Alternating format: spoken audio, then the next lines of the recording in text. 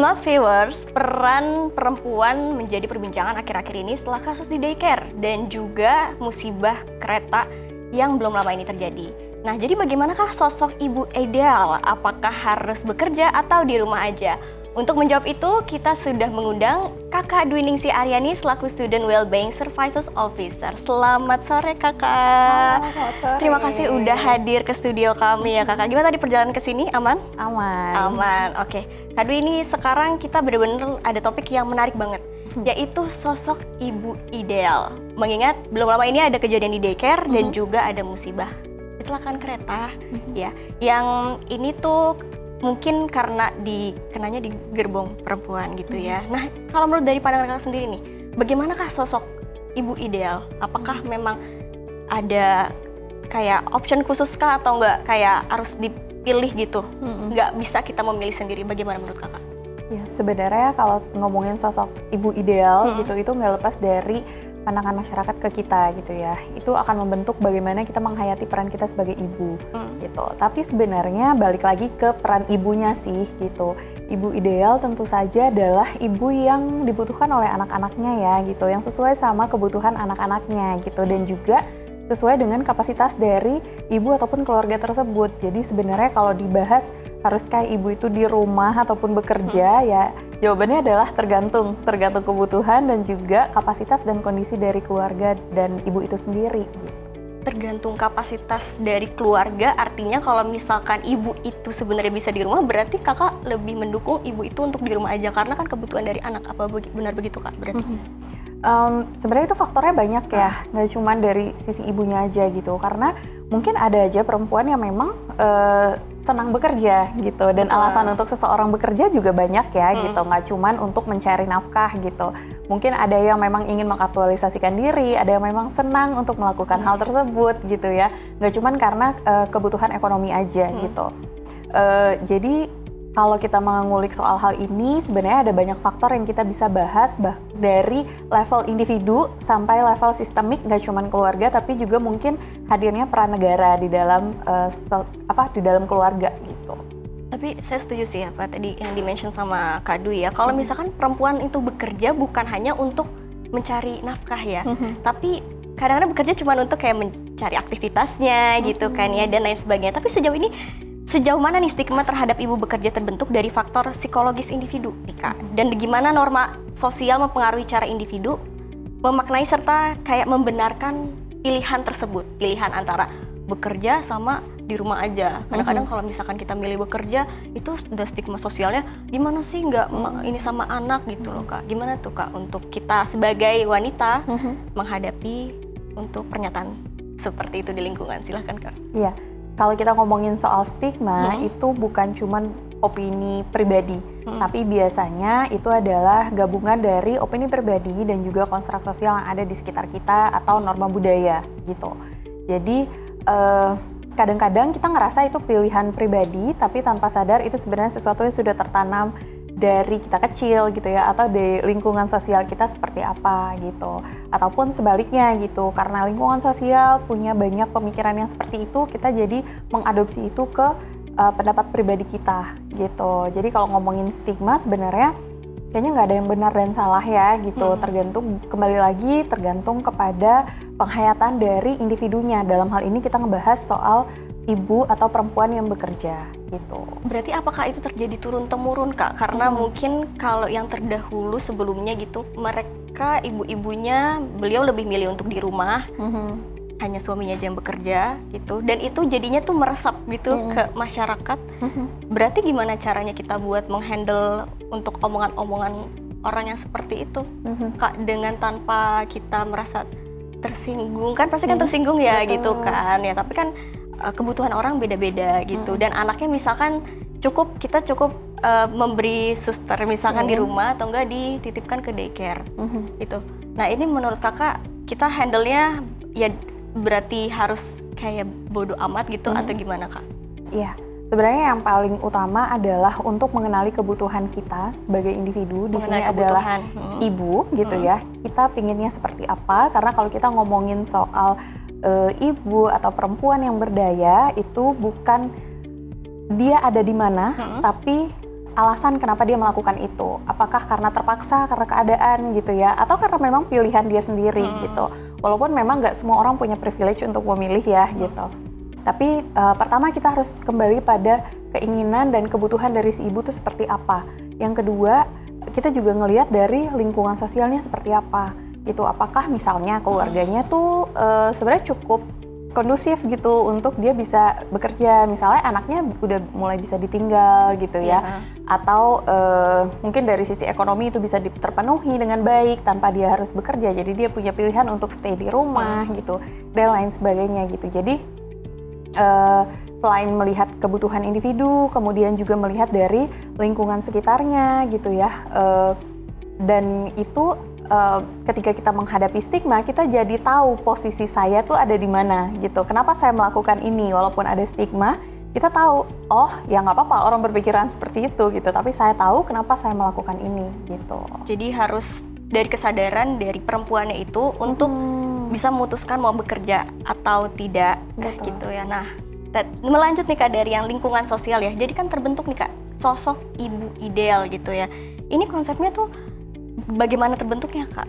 Sampai orang-orang bisa, wah tidak ideal nih ibu, masa menitipkan anaknya ke daycare gitu. Padahal ya maksudnya ibu itu mampu dan untuk kebutuhan tadi kan. Jadi gimana, apakah berkontribusi juga pada munculnya kayak mom guilty gitu Kak? Iya, ini mungkin kembali ke topik yang tadi ya. Ternyata mungkin di kalangan lingkungan sosial kita di Indonesia gitu, peran pengasuhan itu masih dititik beratkan kepada ibu, sehingga yang dianggap harus hadir itu adalah ibu. Padahal sebenarnya anak itu butuh dua-duanya gitu. Secara kromosom aja kita dua-dua ya gitu ya, 23 dari ayah dan dari ibu gitu. Jadi sebetulnya anak itu butuh sosok keduanya, bukan hanya ibu. Tapi di lingkungan sosial, di lingkungan masyarakat itu masih banyak menekankan pada kehadiran ibu gitu. Makanya ini menjadi topik yang kembali hangat gitu ketika kejadian kemarin gitu. Kenapa ibu menitipkan di daycare? Padahal kalau kita lihat di balik itu, setiap perempuan yang bekerja gitu pasti ada alasannya kenapa dia bekerja gitu ya. Entah itu misalnya memang karena dia single mom misalnya gitu, nggak ada keluarga yang bisa dititipi gitu, atau karena memang dia harus bekerja, atau karena tadi kondisi dia sebenarnya memang ingin mengaktualisasikan diri, mencari aktivitas gitu dengan bekerja gitu. Karena kan sebenarnya happy mom, happy baby, happy family ya gitu. Ibu itu seringkali menjadi tonggak emosional di rumah gitu. Ketika ibu itu happy, ibu itu dalam keadaan yang tenang, dia bisa meregulasi diri dengan baik, maka satu keluarga juga sama akan suasananya akan jadi lebih tenang gitu. Jadi sebenarnya ada banyak faktor kenapa ibu bekerja gitu. Oke, tapi kan melanjutkan dari ibu dan pekerja, dalam praktiknya ya, bagaimana kita membedakan antara keterbatasan yang memang disebabkan oleh sistem dan keputusan personal yang diambil individu. Selain tadi yang kakak bilang kalau ya kita sebagai perempuan kita harus sadar kalau kita butuh nggak sih bekerja, kita nih bekerja tujuannya untuk apa gitu. Cuman kalau misalkan dalam praktiknya yang disebabkan oleh sistem, ini keputusan personal yang diambil individu, membedakannya itu gimana Kak kalau kayak gitu? Iya. Makanya ketika mengambil keputusan itu biasanya kita akan melihat dari berbagai sudut pandang. Pasti ada banyak faktor yang kita bahas di sana gitu. Termasuk di dalamnya adalah keterbatasan tadi gitu. Ketika kita mengambil satu keputusan, apakah saya mau bekerja atau enggak gitu. Pun keputusan-keputusan yang lain kita akan mengkaji dulu kan gitu ya. Saya punya resource apa nih gitu. Yang kedua, saya pengennya apa gitu, sehingga di situ kan akan kelihatan gapnya. Nah gap itu yang akan berusaha kita isi. Misalnya, oh saya pengen bekerja tapi nggak ada yang jagain anak di rumah, misalnya nggak punya extended family gitu yang bisa dititipin gitu. Akhirnya kan harus menitipkan anak di daycare. Nah itu juga mempengaruhi ya, kita akhirnya jadi oh ada opsi ini gitu. Kita kan akan ngeliat tuh opsi-opsinya. Pun dari setiap opsi pasti kita menginginkan yang terbaik ya buat keluarga, apalagi buat anak gitu. Jadi kita akan melihat dari opsi-opsi yang tersedia, ini yang akan saya ambil gitu. Tapi pada akhirnya itu akan jadi keputusan dari individu dan keluarganya atau nuclear family, istri, suami, dan anak gitu. Jadi setelah berbagai pertimbangan, pada akhirnya itu akan kembali ke diri kita dan juga keluarga intinya gitu. Jadi kalau ngebahas soal mana sih batasnya antara preferensi pribadi atau sistem gitu ya, kayaknya nggak ada batas yang jelas gitu, tapi bagaimana kita bisa mengoptimalkan kondisi yang ada dan sumber daya yang kita punya serta kebutuhan yang kita punya juga gitu.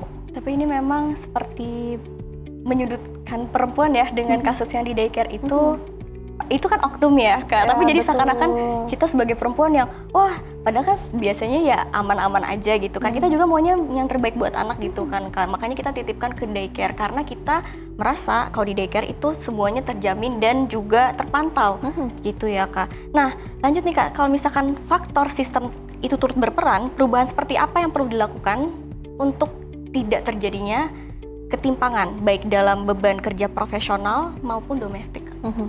Ya, jadi ketika kita membahas soal ibu bekerja itu tadi kita bisa membahas dari level individu sampai sistem yang lebih luas gitu. Dalam kasus kemarin banyak di antara kita yang fokus pada kesalahan dan banyak yang akhirnya tadi ya menyudutkan ibu gitu. Kenapa ibu tidak hadir di rumah, kenapa anaknya dititipkan di daycare dan lain sebagainya. Padahal sebetulnya yang butuh dibenahi itu bukan di bagian situ, tapi bagaimana sih kita menciptakan atau menyediakan layanan daycare yang aman dan nyaman untuk anak, yang affordable gitu ya. Kemudian juga bagaimana sih kalau kita ngomongin dari sistem yang lebih luas, misalnya sistem cuti gitu. Di Indonesia sendiri itu cuti untuk orang tua itu masih sangat sedikit ya gitu ya. Kalau cuti melahirkan mungkin untuk ibu bisa 3 bulan, tapi untuk ayah biasanya cuma 3 hari gitu. Padahal yang tadi kita bahas bahwa peran pengasuhan bukan hanya ada di ibu tapi juga di ayah gitu. Jadi di sini kita bukan hanya membahas tentang level individu atau keluarganya aja, tapi bisa ke level atau konstruk sosial yang lebih luas gitu. Lalu bagaimana sih stigma tadi berperan gitu ya, dan menghadirkan mungkin kayak tadi rasa bersalah, rasa tanggung jawab, pembentukan rasa tanggung jawab pada individu gitu. Itu sesuatu yang mungkin complicated banget kalau dibahas gitu. Tapi yang lebih penting adalah bagaimana ketika kita mengkaji itu kita tidak menghilangkan empati untuk sesama kita gitu ya. Dalam hal ini kan ini kasus yang kayaknya menyayat hati banget ya gitu, ketika kita lihat anak-anak diperlakukan seperti itu, ketika melihat korban di kereta gitu.